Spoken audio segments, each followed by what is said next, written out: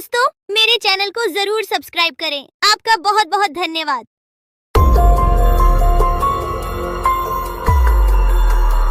बहुत साल पहले की बात है। लक्ष्मीपुर के जंगल में एक पुरानी झील थी। वहाँ दिन में तो कोई घटना नहीं होती, पर थोड़ा सा भी अंधेरा छाते ही वह झील एक खूनी झील बन जाती। उस दौरान जो भी जानवर उस झील पर पानी पीने आ जाता, वह जिंदा वापस नहीं आता। कहाँ जाता, आज तक किसी को उसका पता नहीं चला था। यही वजह थी कि जंगल के सारे जानवरों ने, यहाँ तक कि जंगल की राजा शेर ने भी उस झील को खूनी झील घोषित कर दिया था। अब पूरे जंगल में कोई भी शाम को उस झील की तरफ जाने की हिम्मत नहीं करता था।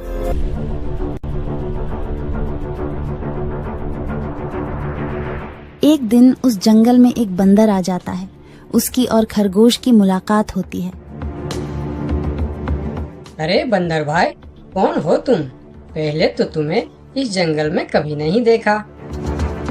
खरगोश भाई, आज तक मैं शहर में इंसानों के बीच चिड़ियाघर में था। किसी तरह आजाद होकर आया हूँ। क्या इस जंगल में मेरे रहने के लिए कोई जगह है? हाँ बंदर भाई, ये हम जैसे जानवरों का घर है, इंसानों का चिड़ियाघर नहीं। आओ, मैं तुम्हें पूरी जंगल की सैर करवाता हूँ, सारी जगह के बारे में बताता हूँ। जो जगह पसंद आए वहीं टिक जाना। और खरगोश बंदर को पूरा जंगल घुमाता है।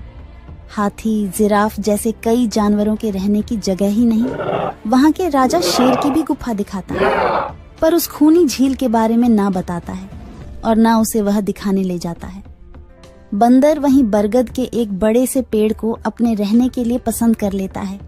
वहाँ रहते हुए अभी उसे 2 दिन ही गुजरते हैं कि तीसरे दिन शाम को घूमता हुआ वह उसी खूनी झील के पास पहुँच जाता है। अरे वाह, कितने सुंदर झील है। जी तो करता है ठंडे ठंडे पानी में कूद कर नहा लूं, लेकिन सर्दी होने का डर है। चलो, आज सिर्फ ठंडा ठंडा पानी से अपना प्यास ही बुझा लेते हैं।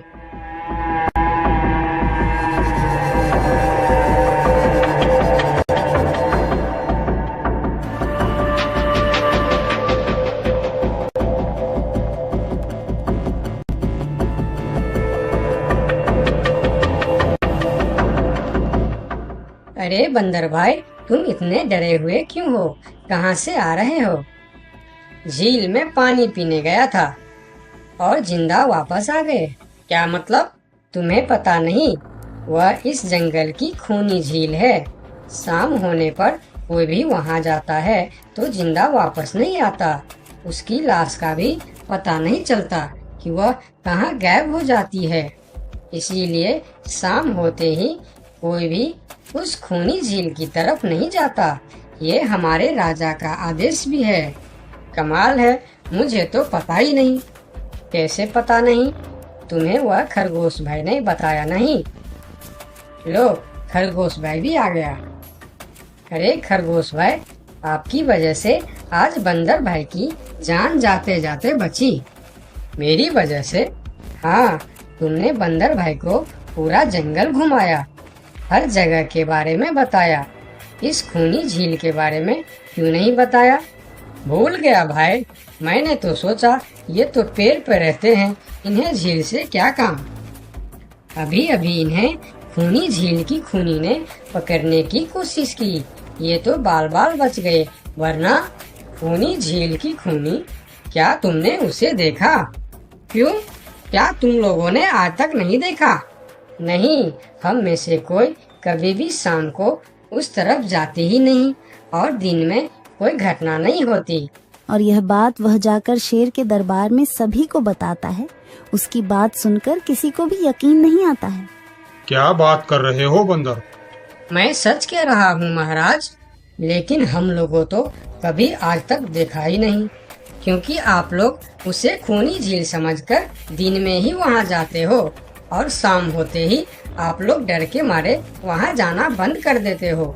पूरे दिन वह मगरमच्छ झील में छुपा रहता है, शाम होते ही चुपचाप निकलता है और झील के पास पानी पीने आए जानवरों को खा जाता है।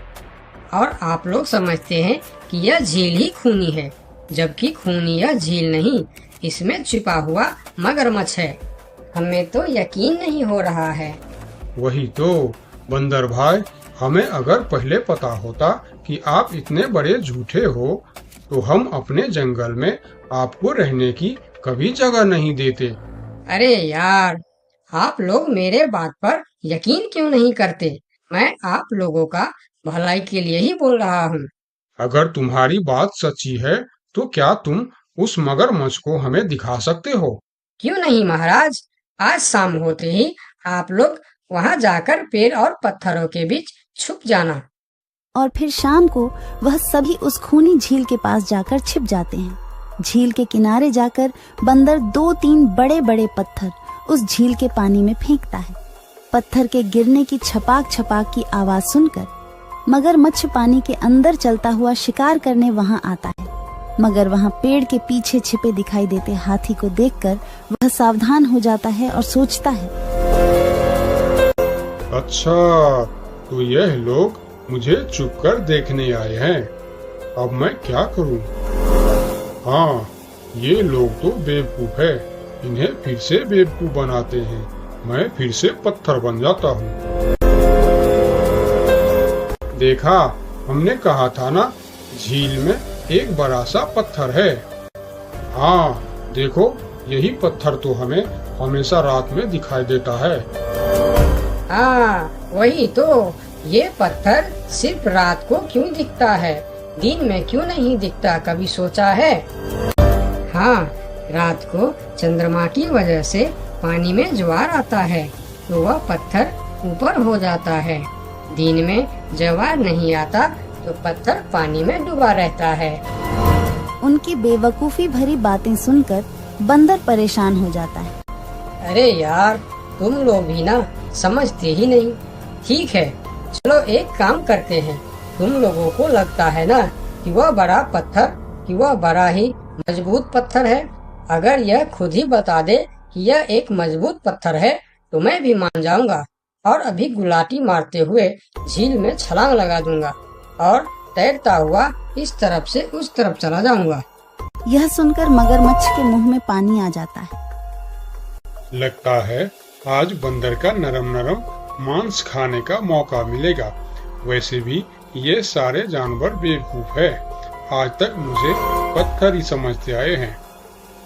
मैं पत्थर हूँ, मैं मजबूत पत्थर हूँ। सुना आप लोगों ने? ये कैसे आप लोगों को बेवकूफ समझता है? अरे पत्थर भी कभी बोलते हैं क्या? अब सभी की समझ में बंदर की बात आ जाती है। रात भर सभी शेर राजा की गुफा में मीटिंग करते हैं। बंदर सही कह रहा था। यह मगरमच्छ जरूर कहीं दूसरे जगह से हमारे जंगल में आ गया है। लेकिन अब क्या करे? अगर धरती पर होता तो मैं उसे धूल चटा देता था, लेकिन पानी में हमारा शक्ति कम हो जाती है। तो क्या इससे हमें कभी छुटकारा नहीं मिलेगा महाराज? मेरे ख्याल से तो नहीं। मिलेगा महाराज। ये पानी में भी रहेगा, हमें देखेगा भी, मगर वह कुछ कर नहीं पाएगा। ये कैसे हो सकता है? हो सकता है हाथी भाई। बस आप लोग मुझे 2 बड़े बड़े रस्सी दे दो। रस्सी का क्या करोगे? मैं शहर के चिड़ियाखाना में था तो एक एक तरीका सीखा है जानवरों पर कब्जा करने की। हम इस पर कब्जा कर लेंगे। और बंदर को 2 बड़ी बड़ी रस्सी लाकर दी जाती है। फिर बंदर उन सभी के साथ रस्सी लेकर उस खूनी झील पर पहुंचता है।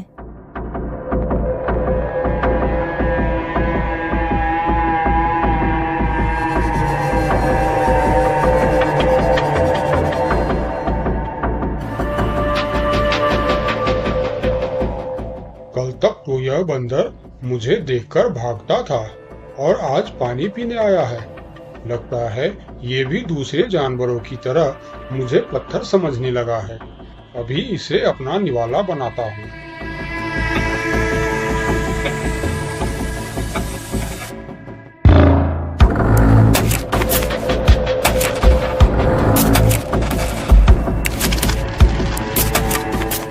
अरे, ये तो भाग भी नहीं पा रहा है।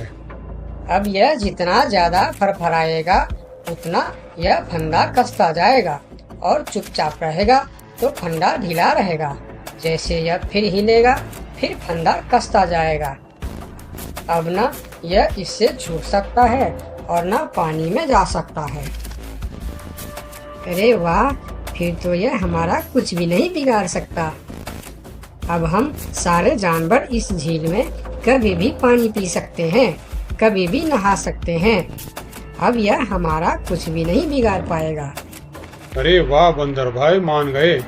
आपने तो हमारी समस्या ही खत्म कर दी, वरना रात भर हमें प्यास ही रहना पड़ता था कि हमें झील में पानी पीने गया और झील ने हमें खा लिया। तो आज हमें एक बात समझ में आई है कि किसी भी अफवाह के चक्कर में हमें अपनी जगह छोड़कर नहीं जाना चाहिए, बल्कि उस अफवाह का समाधान क्या है वह खोजना चाहिए, क्योंकि कोई भी जगह खूनी नहीं होती, उस जगह पर रहने वाला खूनी होता है।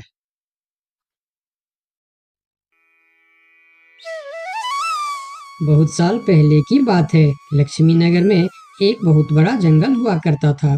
उस जंगल में शेर खान नाम का एक शेर रहता था। वह जंगल का राजा था। उसके शासनकाल में जंगल के सभी जानवर सुखी और शांति से रहते थे।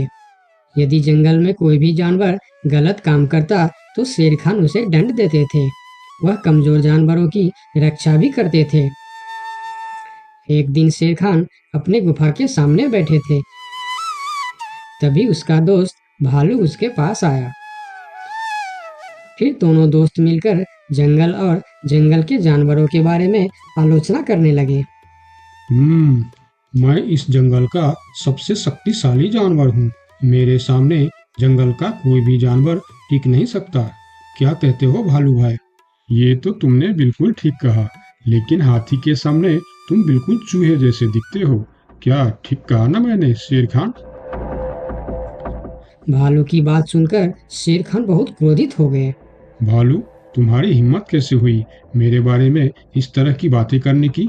तुम्हें पता है तुम किसके सामने बात कर रहे हो? मैं इस जंगल का राजा हूँ। तुम मेरे दोस्त हो, इसीलिए तुम्हारे साथ मैं थोड़ा मजाक कर रहा था। तुम मेरे बात का बुरा मत मानना शेर खान। शेर खान नहीं, महाराज कहो महाराज। मैं इस जंगल का राजा हूँ, इसीलिए बाकी जानवरों की तरह तुम भी मुझे आज से महाराज कह के ही बुलाओगे। लेकिन शेर खान, हम दोनों दोस्त हैं, फिर भी तुम ऐसे क्यों बातें कर रहे हो? दोस्त है नहीं, दोस्त थे। आज से हमारी दोस्ती खत्म। आज के बाद मैं तुमसे कभी बात नहीं करूंगा। दोस्त कहकर मेरे सामने कभी मत आना। चले जाओ यहाँ से। अपने दोस्त का इस व्यवहार से भालू बहुत दुखी हुआ और वह वहां से चला गया। उसी जंगल में गोलू नाम का एक बंदर भी रहता था।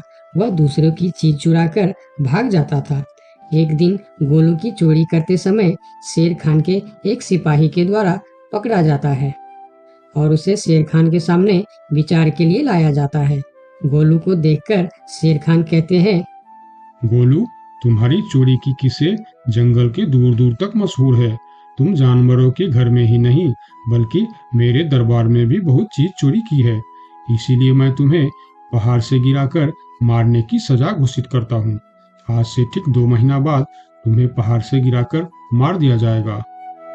अपनी मौत की सजा सुनकर गोलू बहुत रोने लगा और बोला, महाराज, मैं अब कभी चोरी नहीं करूंगा। मुझे माफ कर दीजिए महाराज।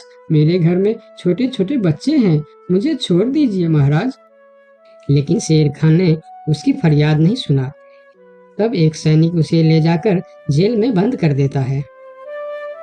उधर गोलू का दोस्त भोलू को जब इस बात का पता चलता है तब वह गोलू से मिलने के लिए कैद खाने में पहुंच जाता है और उससे कहता है, देखा गोलू, तुम पकड़े गए ना। मैं तुम्हें कितनी बार कहा था कि चोरी करना छोड़ दो। अब क्या होगा बताओ, कैसे निकलोगे यहाँ से? ये सब छोड़ो भोलू भाई, जो होना था वो हो गया। मुझे तो बस अपने परिवार की चिंता हो रही है।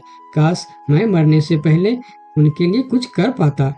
मेरे छोटे छोटे बच्चे हैं, बीवी है, अब उन सब का क्या होगा? मेरे बिना वह भी जीवित नहीं रह सकते। गोलू की बातें सुनकर भोलू सोच में पड़ गया। फिर वह शेर खान के पास गया और बोला, महाराज, मैं गोलू का दोस्त भोलू हूँ। मैं आपसे कुछ कहने आया हूँ। तो तुम गोलू का दोस्त भोलू हो। ठीक है, बताओ क्या कहना चाहते हो तुम। महाराज, मैं चाहता हूँ कि आप गोलू को कुछ दिन के लिए उसके परिवार के पास जाने दें, ताकि वह मरने से पहले अपने परिवार के लिए कुछ इंतजाम कर सके। मरने वाले का आखिरी इच्छा पूरा कीजिए महाराज। आप एक बार उसके परिवार के बारे में भी सोचिए। गोलू ने जो किया उसमें उसके परिवार की क्या गलती है? अगर आप उसे कुछ दिन के लिए अपने परिवार के पास रहने दोगे तो शायद उसका परिवार बच जाएगा। मैं इस बारे में तुम्हारी कोई मदद नहीं कर सकता। अगर अपने परिवार से मिलने के बहाने गोलू भाग गया तो मैं किसको सजा दूंगा? शेर खान की बात सुनकर भोलू थोड़ा सोच में पड़ गया। फिर बोला, तो ठीक है महाराज, आप गोलू को छोड़ दीजिए। जब तक गोलू वापस नहीं आ जाता मैं उसकी जगह कैद खाने में रहूंगा। और अगर वह कभी वापस नहीं आया तो क्या तुम उसके हिस्से की मौत की सजा भी लोगे? थोड़ा सोचकर बताओ। हाँ महाराज, मैं इसके लिए भी तैयार हूँ। भोलू की बात मानकर शेर खान ने गोलू को कैद से निकालकर भोलू को कैद खाने में डलवा दिया। तब बाहर निकलकर गोलू ने भोलू को बोला, दोस्त, तुम चिंता मत करना, मैं समय से पहले ही वापस आ जाऊंगा। ऐसा कहकर गोलू वहां से चला गया और भोलू गोलू की जगह कैद खाने में रहने लगा। इस तरह बहुत दिन बीत गया, लेकिन गोलू वापस नहीं आया। तब एक दिन शेर खान भोलू के पास आया। देखा बंदर, मैंने कहा था ना गोलू वापस नहीं आएगा। अगर कल सुबह तक गोलू वापस नहीं आया तो शर्त के अनुसार कल शाम के समय तुम्हें पहाड़ से गिरा दिया जाएगा।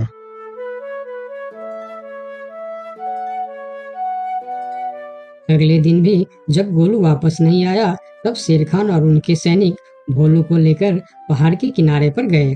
फिर भोलू को खाई के किनारे खड़ा करके शेर खान ने कहा, देखा ना मूर्ख बंदर, तुम्हारे दोस्त तुमको धोखा देकर चला गया। अब तुम मरने के लिए तैयार हो जाओ। लेकिन इस बार भी गोलू नहीं डरा और बोला, कोई बात नहीं महाराज, मैं अपने दोस्त के लिए मरने के लिए भी तैयार हूँ। मैं यह जानकर बहुत खुश हूँ कि मेरा दोस्त अपने परिवार के साथ खुश है। मेरे आगे पीछे और कोई नहीं है, मैं तैयार हूँ महाराज। शेर खान और भोलू के बीच बातचीत चल ही रही थी कि तभी थोड़ी दूर पर गोलू उनके और आता हुआ दिखाई दिया। फिर पास आकर उसने बोला, तुम्हें ऐसा करने की कोई जरूरत नहीं है दोस्त। तुमने मेरे लिए जो किया उसके लिए तुम्हारा बहुत बहुत शुक्रिया। अब मैं अपनी सजा पूरी करने के लिए तैयार हूँ। महाराज, छोड़ दीजिए मेरे दोस्त को। गोलू, तुम्हें वापस आने की क्या जरूरत थी? मैं यह सजा ले लेता था। तुम्हारे घर में छोटे छोटे बच्चे हैं, बीवी है, उनका क्या होगा? मेरे परिवार में मेरे अलावा और कोई नहीं है, इसीलिए यदि मैं मर भी जाऊं तो मेरे लिए किसी को कोई दुख नहीं होगी। तुम यहाँ से चले जाओ। नहीं दोस्त, गलती मैंने की है, इसीलिए सजा भी मुझे ही मिलनी चाहिए। उन दोनों की दोस्ती को देखकर शेर खान सोचने लगे, ये दोनों अपने दोस्ती के खातिर एक दूसरे के लिए जान देने के लिए तैयार है, और मैं एक छोटी सी बात के लिए अपने सबसे अच्छे मित्र भालू से दोस्ती तोड़ दी। यह मैंने बहुत बड़ा गलती कर दी। मुझे इसका प्रायश्चित करना ही होगा। किसी को मरने की कोई जरूरत नहीं है। तुम दोनों की दोस्ती देखकर मैं गोलू की सजा माफ करता हूँ। और याद रखना गोलू, अगर तुमने फिर से चोरी की तो अगली बार मैं तुम्हारी सजा माफ नहीं कर पाऊंगा। नहीं नहीं महाराज, आज के बाद मैं फिर कभी ऐसा गलती नहीं करूंगा। आज से मैं ईमानदारी से मेहनत करके अपना परिवार चलाऊंगा। आपका बहुत बहुत धन्यवाद महाराज। ठीक है, अब तुम लोग यहाँ से जा सकते हो। उनके जाने के बाद शेर खान सीधा अपने दोस्त भालू के पास गया। भालू मेरा दोस्त, मैं यहाँ तुमसे माफी मांगने के लिए आया हूँ। मैंने जो उस दिन तुम्हारे साथ व्यवहार किया वह बहुत गलत था। मैं बहुत शर्मिंदा हूँ, मुझे माफ कर दो मेरे दोस्त। लेकिन महाराज, आपने तो कहा था। महाराज नहीं, शेर खान बोलो, शेर खान। आज से तुम मुझे महाराज नहीं, शेर खान ही बुलाओगे, क्योंकि दोस्त एक दूसरे के नाम लेकर ही बुलाते हैं। आज से तुम मेरे सबसे अच्छे दोस्त हो। गोलू और भोलू की दोस्ती देखकर शेर खान को अपनी गलती का एहसास हुआ और उसने भालू से माफी मांगी और दोनों फिर से दोस्त बन गए। तो दोस्तों, इस कहानी से हमें यह सीख मिलता है कि कभी-कभी दूसरे के अच्छाइयों को देखकर भी हम अच्छा बन जाते हैं।